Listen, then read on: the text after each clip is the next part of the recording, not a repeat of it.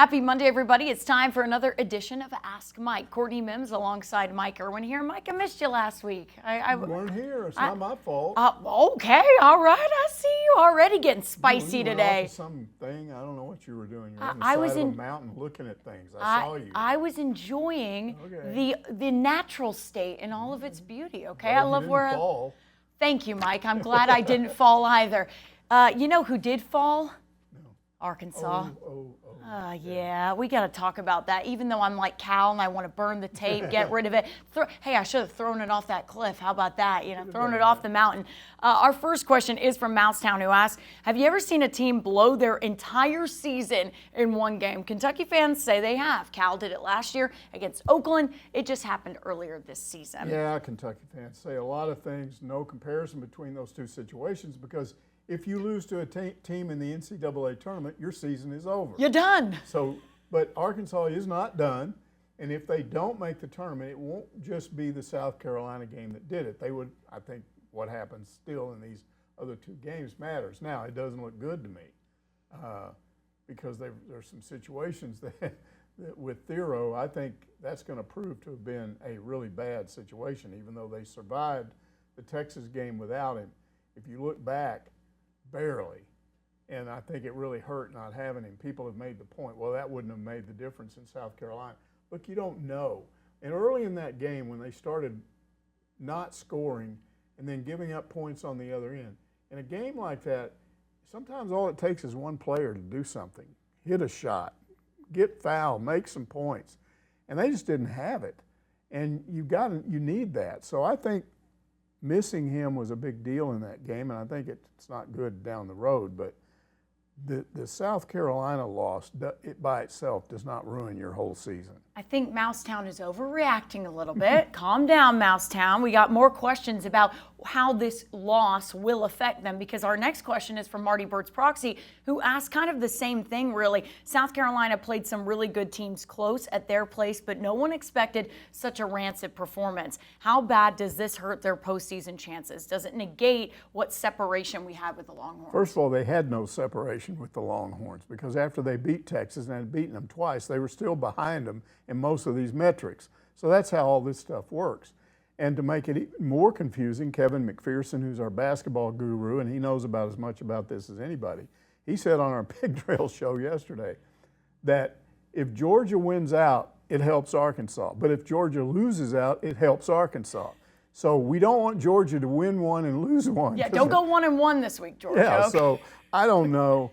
The only thing I can tell you about any of this speculation is that unless you want to torture yourself, just wait till Selection Sunday because you're not going to know for sure until then. And this is such a unique time we're in. Everybody has talked about this, but this is such a weird time we're in with the SEC being heads and shoulders above the rest of these conferences. And my question is, and has always been, Mike, at the beginning of the season, how many SEC teams are you going to let in? We don't know that. And we don't know that. Right now, Arkansas is tied for, I think, 11th with Georgia. Yeah, I think you're right, yes. So if the 12 get in, and that's conventional wisdom, then both of them would get in. But then that's not taken into consideration the next two games. But then you look at Joe Lunardi, who is the bracketologist, right? The bracketologist.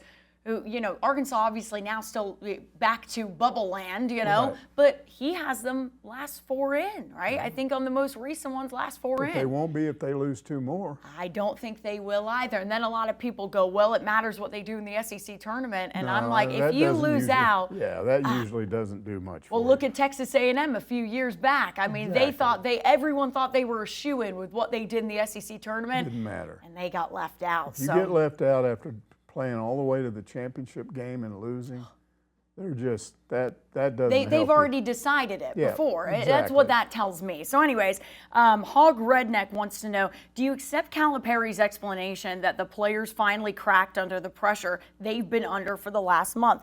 Sounds reasonable to me. Yeah. The point he made was that in an 8-game stretch in February, they went 5-3. And the 3 losses were to top 10 teams, and they were close games, all of them winnable. So you didn't play poorly in any of those games. You played well in those games. They were due kind of an off game. And I would agree Probably, but this was more than an off game. This was a game in which virtually everybody on the floor, virtually all 7 guys that played their worst game of the year. How often do you see that happen? Every once in a while you see it.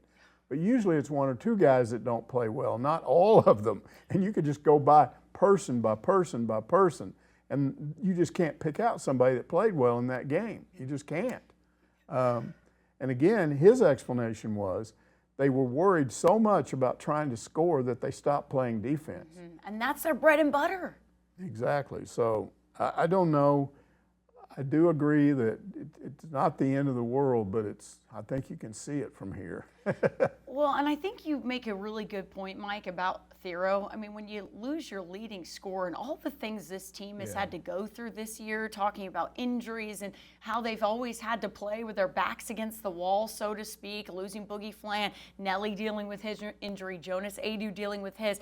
It's kind of like at some point, something was going to tip, right? The iceberg was going to tip a little. Yeah, and I think tipped bad. It tipped really bad. And also that Texas game, I think, took it out of them a little bit. I mean, battling to overtime with them like they did. I think it did. They might have been a little lethargic going into this game.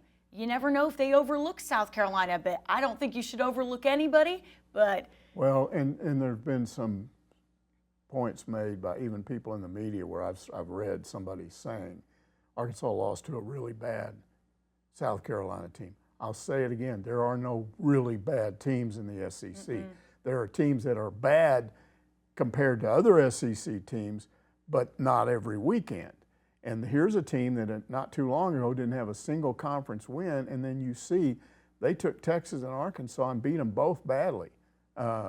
Just made them look bad. Yeah. And if you watch that game, and I don't recommend anybody go back and watch it, but it wasn't just Arkansas playing poorly. South Carolina looked like a great team in that game. Well, you haven't been watching them all year if you think they're a bad team, because there have been so many times where I'm going, oh, South Carolina's going to get that first win, and then they'll lose a close game to somebody. KY Hogg asks, what do you think about Coach Calipari's strategy of taking the game film of the South Carolina game and burning it? Throw it into the trash. I said throw it off a cliff earlier. Yeah, I mean, most of the time when I'll go back to when I was in high school. When we went in on Sunday to watch the game film, and it was actually film, not video, if you won the game, you got in and out of there in 45 minutes. They just played it, and you looked at it, and every coach just went, good job, good job, good job, and you left. If you lost a game, you were in there for an hour and a half. They were going over every point. Look what you did here. Look what you did there. You can't do this. So there's a teaching tool available when you lose games. But every once in a while, if a coach thinks, wait a minute, that's just not us. And what's he saying? In those 8 games, we didn't play like this. So I think what he's saying is what's to be gained from looking at this? All it does is remind us how we used to be. I don't want them thinking about how we used to play like that. So let's get it out of our minds and just start going back to playing the way we did before. Absolutely. And I kind of agree with that. You want to flush this game because you don't want it lingering in these last 2 games. I mean, he's made the point very many times to them in this last, 5 games or so, where he kind of said, it matters, guys. I didn't want to put all the pressure on you, but it matters what you do now, from now moving forward. We have got to win games. We want to make the tournament. So I agree with him on that idea, because I don't think there's much you can gain from looking at that tape, quite honestly. Teal Slayton wants to know, is there any chance of getting Thero back for Vanderbilt? I don't think we have a chance without him. You can tell people what you've heard. What I've heard is that he's got a torn meniscus. I don't know how bad it is. If you look at meniscus injuries, and the meniscus is not ligament, it's cartilage underneath your knee to protect it as it rubs up against the top of your calf bone, the long bone in your calf. Okay, if that gets torn, how badly is it torn? Anytime you tear it, there's going to be an irritation, it's going to be painful, but if it's a small tear, it'll go away, you'll be fine. Because you don't have to get surgery for it or Yes, anything. but if you tear it to the point where there are pieces of that floating around, that's when they go in and do what's called arthroscopic surgery, where they basically clean it out. Yeah. You do that, you're out for 3-4 weeks. So if they do that, he's probably done. But they did say, I will say to that, our Arkansas men's basketball put out a statement saying that he does not need surgery, which was very good news. Right. But they just have no timetable on So his what return. that tells me is it's a small meniscus tear, but there's no way to know without looking at it, and even if you can look at it, how quickly it's not irritated anymore, how quickly it doesn't hurt anymore, how quickly it doesn't affect you anymore. And you can always tear it more. Yeah, if sure. you go back and play again, maybe it's caused by twisting the knee. And so once you got a little tear in there, what if you tear it again? And then the inflammation comes back. So there's so many variables here. Yeah, I mean, we could sit here all day long and say, oh, we think this, we think this. There's been nothing official that's been put out yet, just what the university put out this past week saying that he's out dealing with a knee issue and that we'll see. There's no timetable, and we haven't heard anything just yet. And they won't do a press conference or anything before the Vanderbilt game since it's such a quick turnaround. Right. So we probably won't have any sort of update until maybe later this week. So Kenny Crockett says, just like South Carolina, we're catching Vandy at the wrong time. Did you see how they beat Missouri? Talk about refuse to lose. Well, that's the whole point. I mean, Vanderbilt, I talked the last 2 weeks about how much I respect Missouri. I mean, they're really good. I've talked this whole season about it. And they had Vanderbilt beat about 3 different times in that game late. You just looked at it and you said, there's no way Vanderbilt's going to win this game. And then they made that ridiculous long 3-pointer as the buzzer went off to get into overtime and then won the thing in overtime.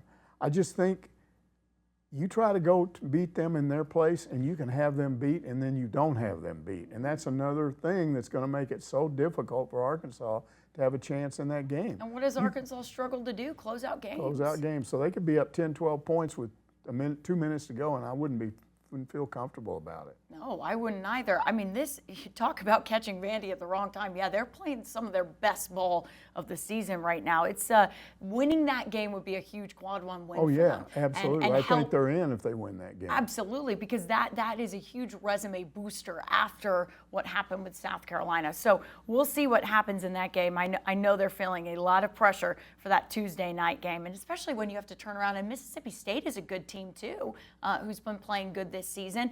And you have to get them at an ugly time on Saturday. Isn't that game like 11 a.m.? Yeah. Ugh, I hate that. Ugh, I don't like that. Doug 2133 says, I thought Adu was going to give the Hogs what Mark Mitchell does for Missouri. Was I wrong to think that is possible? Oh, you weren't wrong when they brought him in out of the portal, but that was before he had that minor surgery that he had, and then we saw how long it took to rehab from that and the process that he's gone through. I still don't think the guy's done. He went backwards. This is the first time, this South Carolina game was the first time I've seen him go backwards. His progress was slow, but he was doing more and more, playing more and more, and then there's no question, had his best game against Texas here. So what does that mean? I mean, it doesn't mean he can't bounce back. He might have a great game against Vanderbilt because they're going to need it. I mean, this is a team, if they look, and you know they will, at what South Carolina did to Arkansas in the paint, you're going to have Brazile and Adu step up big time in the paint because that's where they're going to go. I saw them against Missouri do that. Yeah. If they're going to attack Missouri down low, they're going to attack Arkansas down low. So Adu becomes another key, and we'll see if that's kind of a permanent going backwards or if he bounces back from that. I mean, it's so hard to tell with this team because sometimes it's just the inconsistencies you get, and you're just like, can somebody just be consistent for this team so we can say, oh yeah, we feel really good about them contributing? Because right now it's hard to say who's going to step up. You know, I think Coach Cal feels that the same way as well with Adu Thero being out. And I will say something about the Thero situation that I just thought about, Mike. The SEC, they'll put out their injury, their availability report tonight. So if you're watching this, we may know by the time you're watching this if he's playing or not in that game. Don't think he will, but that's just I me. don't think he will either, but hey, we might be proved wrong by 8 o'clock or whatever tonight. Whippersnapper chimes in with a very good question here. Coach Cal mentioned retiring some jersey numbers after the Missouri game. But how do we get a statue of Nolan built first? Is there anything as a fan base that we can do to help get this started? Yeah, you can email the athletic department. Email them, let them have it. I love it. Tell Hunter Yurachek you got to do this. Or you can call them. They have a phone number. You can leave a message. And we'll continue to I'm going to start mentioning that because it is a good idea. It should happen.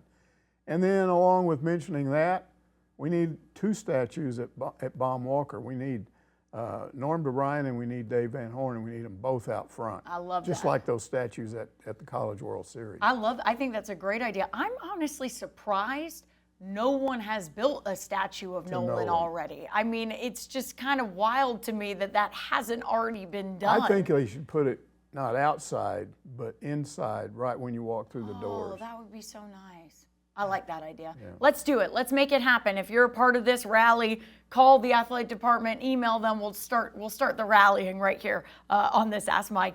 WV Hog fan says, I noticed that Coach Neighbors did not huddle with the team during timeouts toward the end of the Missouri game. Is this normal for him, or has he given up on this team? Yeah, it is fairly normal. If you watch them, he does that. His what's his title? The what? Schaefer. Yeah, is he associate head coach? Is he I think he's associate head coach? I think and he then is. the others are assistant coaches. Yeah.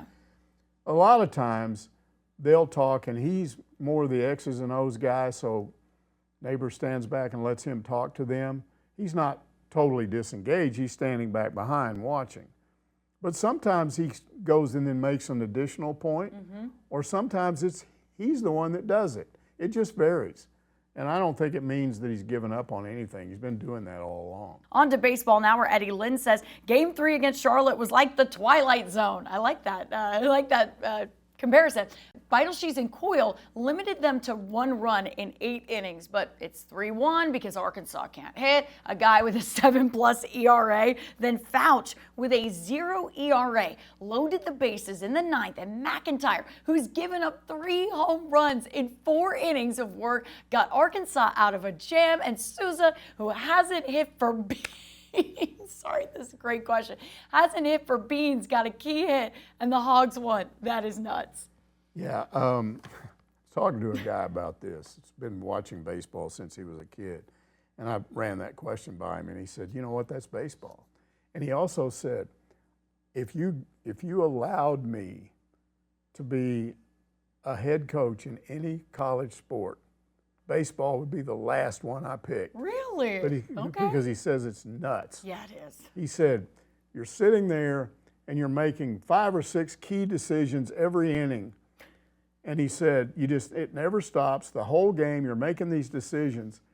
And if you always went by what should happen, you're going to lose games because of it. Yeah. So what you do is you make these decisions on instinct. You say to yourself, I've been watching Sousa and BP this week. I think he's ready to break out. So you put him in there. You've got him in there. You think, and then he does. He comes up with the hit. Maybe he was watching McIntyre. You know how I feel about McIntyre.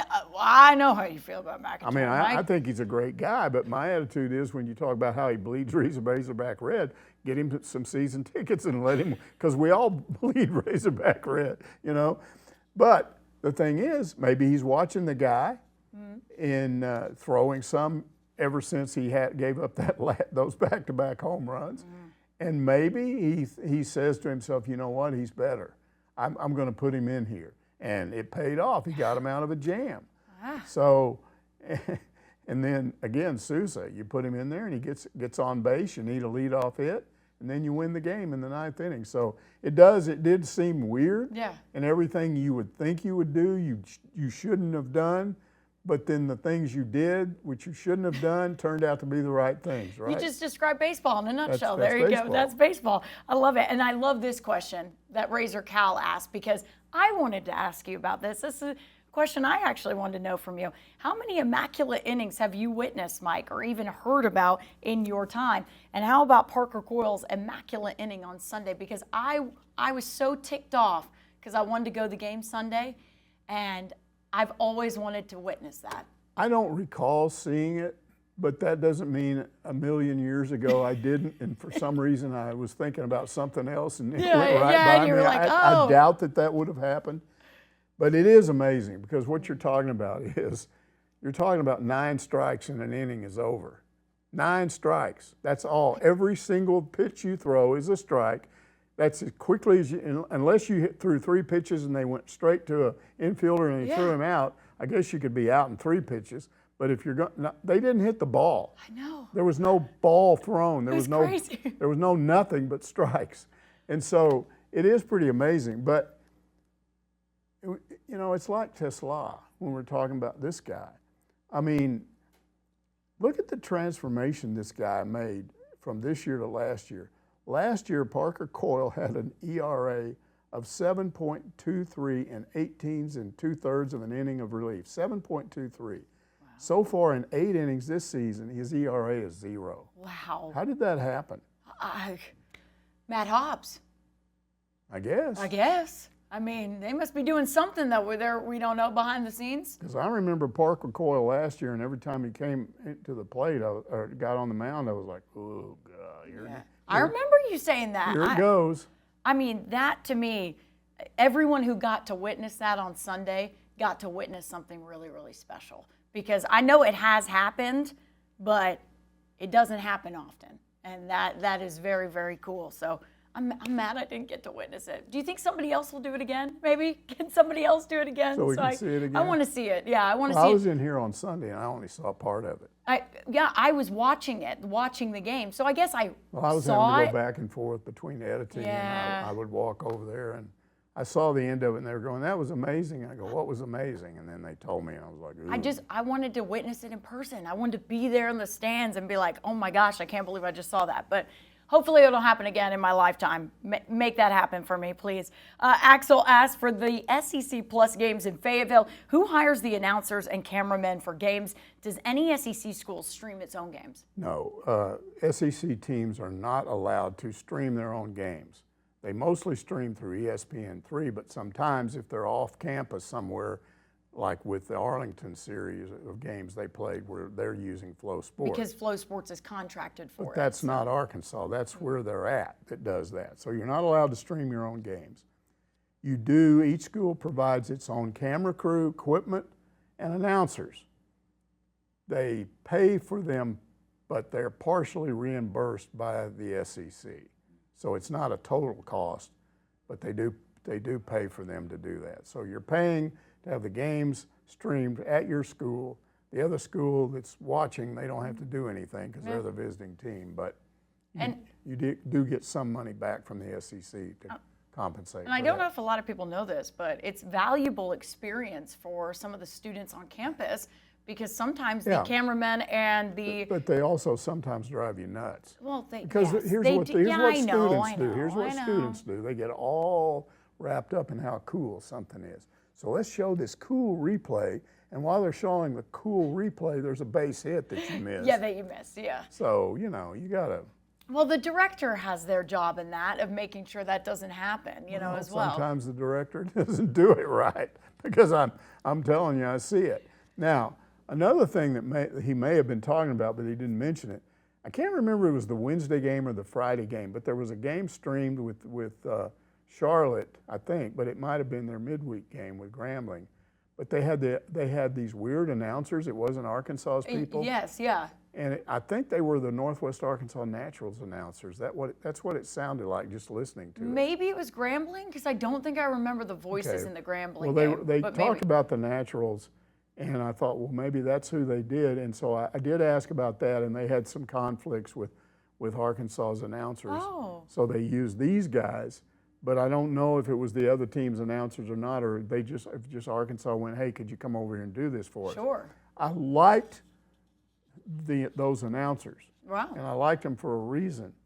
Baseball is different from other sports. I really think that you need to keep your mouth shut a lot in baseball and just let the action don't try to describe everything. When I was in my freshman year in college, when I went to a junior college, lived at home and commuted, I got a job at the radio station in my hometown. And the guy that basically taught me how to be a disc jockey, he told me a bunch of things, but the whole thing was, and then later on I did that in the Army at Fort Benning. And when you're doing a top 40 show, for instance, you don't want any dead air. So you got that record, that next record queued up to where as soon as you push the button, there's no dead air. No silence. So you're taught to be talking and to know the last thing you're going to say, blah, blah, blah, boink. And it just goes straight to that. And then you had these what's called a cart machine, and they had audio carts, and you push a button on each of them. And so again, when one finishes, you know the exact cue, and then you go to another one or you start a record. And the idea was you had no dead air. Yeah. It was constant. There was no silence. It was just constant talking. Okay, that's great for radio and top 40. It stinks for baseball. Sometimes, shut up. And when it gets really bad, I turn the sound down because I just can't take it anymore. I want to just be able to process the game and process what I'm looking at. And it's not always baseball. That's what I was about to say. The Texas game, do you remember that? Did you watch that? Yes, They I had did. this guy. Who was the color analyst? I don't remember his name. He I don't just remember. talked and laughed and said these funny things, and then the play-by-play guy was just, and all they did was laugh. And this was a serious game. You're kind of going, oh, Arkansas needs to win this. And it was just constant laughter and laughter this and laughter that. And I'm thinking, are you talking about the game or your funny jokes and your stories? So I'm an old geezer. I admit it. I tune in a game to watch the game, and I don't want to hear funny stories from the announcers. Some of it's okay, but if that's all you do, if you're constantly doing it, or you think you've got to fill every second of audio during a baseball game with some kind of chatter, the point I'm making is those announcers that they did, I guess it was the Grambling game, I can't remember. I think it was, but I might be wrong. That guy was really good. Yeah. They had silence. They did. I think it was the Grambling game, but I will say this, Mike, you're not an old geezer for that. Don't say that. Well, you're not an old geezer for that. I get a lot of that. Well, people comment. But here's why you're not. Because I agree with you. I think even in football, even in basketball, even in baseball, you could go down any sport, whatever. I think it's good to let moments breathe. It's good to let silence happen. And one of the first things, I took a play-by-play class in college at Florida, and one of the first things that was said, the professor walks in and he goes, my biggest piece of advice for all of you, you don't have to talk the entire game. Let the silence breathe. Yeah. Let people enjoy the game. Let the net sound work sometimes. And that was his biggest piece of advice. I mean, so a guy why hits a ball, the camera's following it, you see it may be a home run, and you're just letting the crowd, and then you go, yeah, it's out of here when it's over. Yeah. You don't go, hey, it's going back there. Things Oh, going, dear. wait, because you're not doing radio. You're not going, hey, that ball's back, oh, it's over. Yeah. You don't have to do that with TV. And that's what he was saying in that class, and that stuck with me. And so when people don't do that, I'm like, just let the silence breathe. Well, those guys were good. Well, whoever they were. Well, we give a shout out to those guys, whoever they were. If somebody knows, let us know. To football now, where Roy Hobbs, 92, reacts to Isaac TeSlaa's performance in the NFL Combine. Biggest miss last year was force-feeding Broden and not using TeSlaa. He has great hands as well. Both he and Armstrong can play slot at the next level. Yeah, and this was on Twitter. It was. No, maybe it was on Hogville. I can't remember where I saw it. But here's the thing. If you went and read all the comments, you know what this turned into? It turned into Sam Pittman is responsible for the high price of eggs. Let's blame him for everything. Okay. Let's blame him for everything. Because here's something I will promise you. When Isaac TeSlaa played for Arkansas, he did not run a 4.440. He did not look like he looks right now, okay? When they got him out of a D2 school, and his girlfriend was an intern with us for one summer. She a was. Really nice girl. Yeah, she was. And we learned a lot about him. But he came in here, and the reaction from a lot of these same people was, is this how you think we're going to win in the SEC with this guy that runs a 4.640 and he's from a D2 school? They didn't like Armstrong either. No, they didn't. So now he becomes great. Now you should have played him more instead of, some kid from Fayetteville High School that's really fast and everybody liked him until they didn't like him. And now in retrospect, you shouldn't have played him. You shouldn't have played Satania. You should have played TeSlaa. Well, here's the whole point. Again, here's what you celebrate. Instead of being angry and blaming somebody for this, how about you say to yourself, wow, here's a guy that clearly got really serious when he left, when football was over for him, and said, I don't want my football career to be over. And he worked his tail off for the last 2.5 months, and he showed up at the combine, and here's the, I don't know, this just blows my mind. Of the 3,500 wide receivers in the combine since 1985, if you combine all of his numbers from that combine, he ranked in the top 0.5%, 99.5% above all the other 3,400 and something. Gosh. That's an astounding number. So, I mean, I didn't even think that he was going to be in the combine. I thought he was a pro day guy, and then I see he's in the combine. But then I read, well, he's an undrafted free. He's going to be a free agent. Well, he's not now, not unless these NFL people are complete phonies, because they all say the combine is a big part of why they do this, to figure out who they need to draft. Now, I don't know that it makes him a first rounder, but he's got to be up there somewhere. I wouldn't expect him to be a 7th round after what he did. Yeah. So We'll see. How about you look at that and go, wow, Arkansas needs more skill position people in the NFL. It helps recruiting. I mean, I still think one of the biggest problems Arkansas has right now is the only quarterback they've ever had that was decent in the NFL with any kind of career was Joe Ferguson, and that was how long ago? 40 years? I mean, as long as you played football at this school, you can't have one guy since then that's had a decent NFL career as a quarterback. Quarterbacks from Arkansas don't do anything in the NFL. I mean, you know, Brandon Allen's been a kind of a third guy at several places, and I admire his stick-to-itiveness. But how about a guy that starts for somebody? Now, maybe Taylor Green does that. I hope so, because they need that. But this, with Isaac TeSlaa, helps. This helps you recruit. So celebrate that instead of, I would hate to be so full of negativity that I can't find something good in anything. I have to find the negative part of it. Oh, TeSlaa, yeah, boy, that's good, but oh, that's Sam Pittman's fault. I mean, I go back to at the beginning of the season because I was like, it was weird on College Football 25, the game that, you know, we played together. You know about it. We talk about it all the time. Yeah. Every time I looked at Isaac TeSlaa's numbers, I was like, why is he one of the slowest receivers on Arkansas's team? Because I was like, they're even overlooking him. These are people that are doing research on this and going through and going. Everybody talks about how good those people are. At least on ranking stuff. They didn't have him up there. That's what I was saying, and I always thought that was weird. I was like, but man, this is Sam Pittman's fault.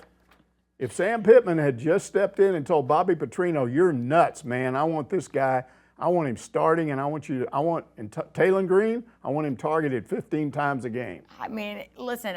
He was the reason they won that Liberty Bowl game. He was. He was a huge reason for that. He was, but it's not like I think I said he was underused. There's a lot of people that may have said that. You did. But don't sit here and act like that you knew he was this good.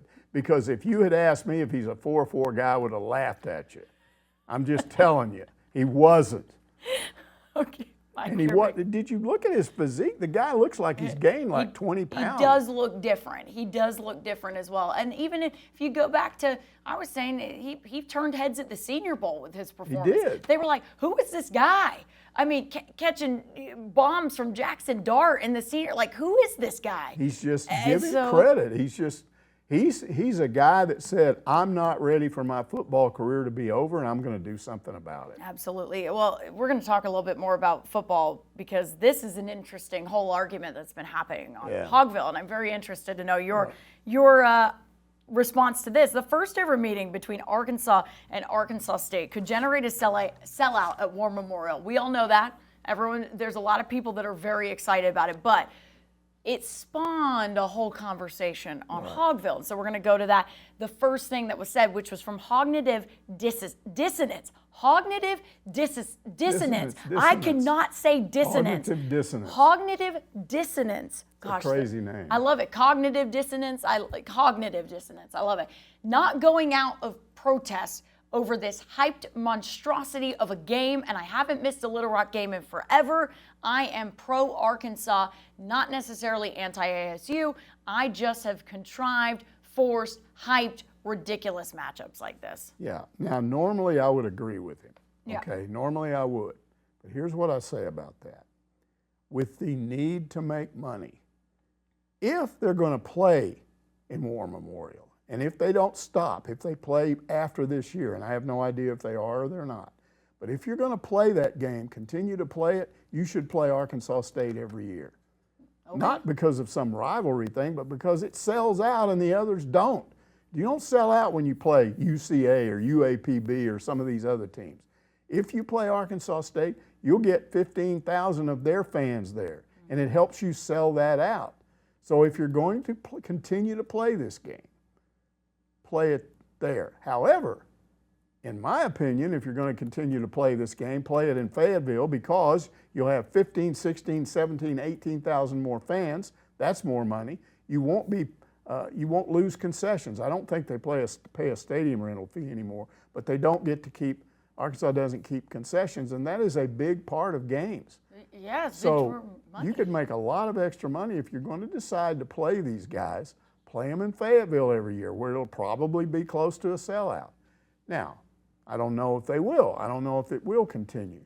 But I disagree with him for that one reason. It's not contrived if you do it for the right reasons. I agree with that. There's another comment about it, and we'll go into this because Pete says, I love the way some of you guys act like you're not interested in this game.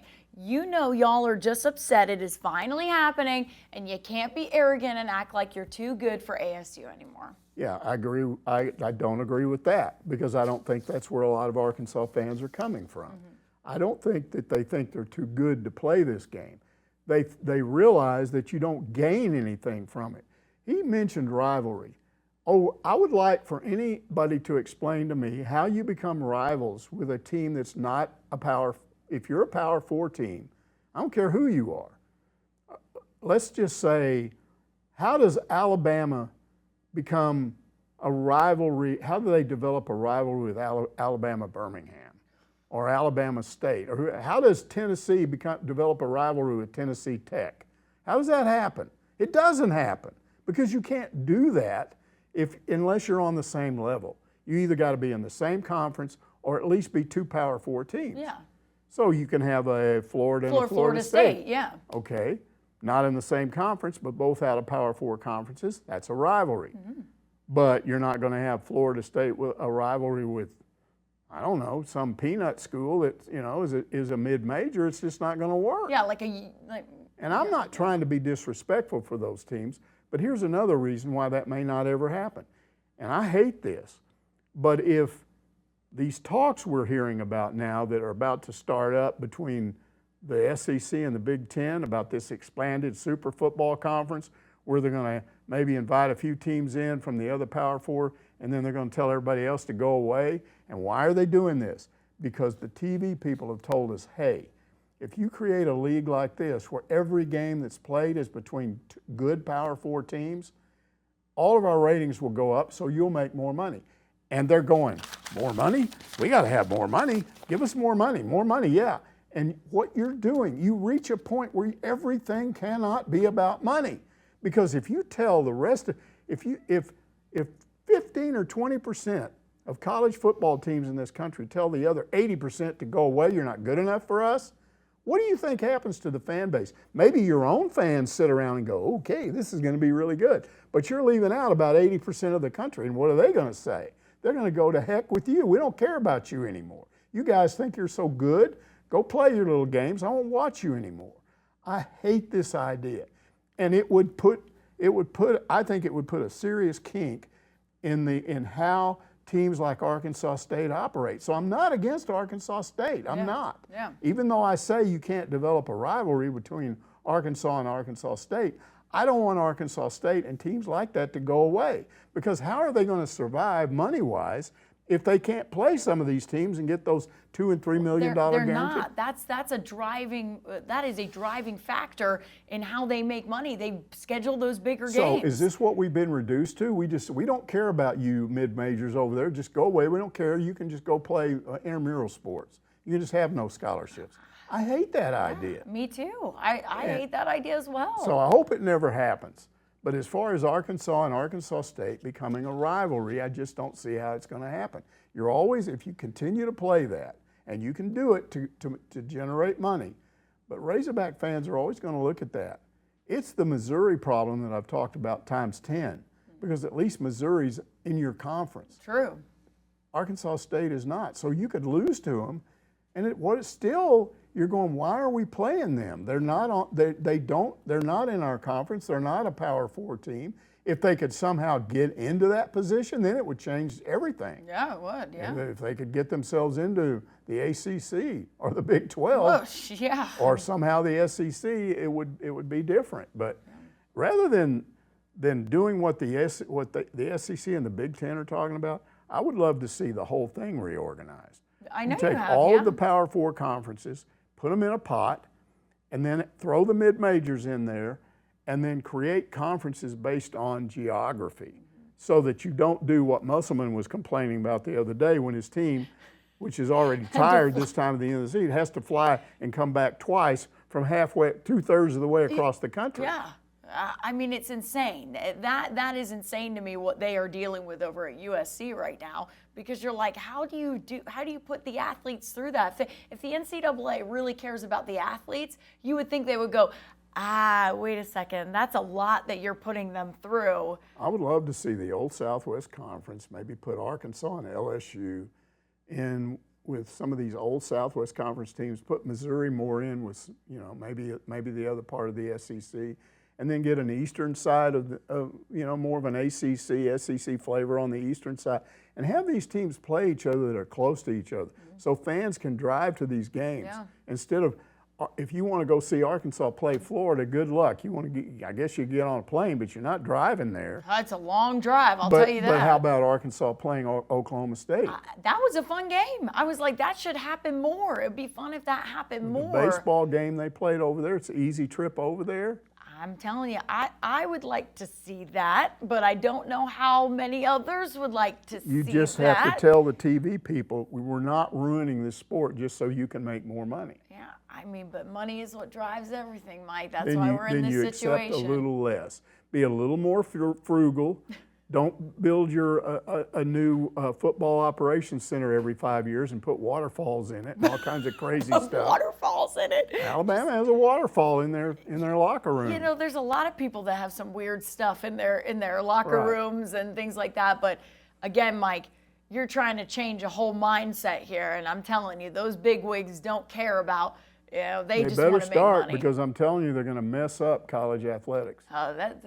We're already there. We're already there. We're not there 100%, but we're getting there. I mean, I don't know. The Pandora's box has been opened. Don't do away with the mid-majors. I don't like that idea either. And there's also a lot of coaches that agree with you out there. Hey, let us know in the comments if you agree with that as well. We'll talk about it a little bit more as we go on throughout this year. But that's going to do it for this week's Ask Mike. We'll see you next Monday to answer more of your questions.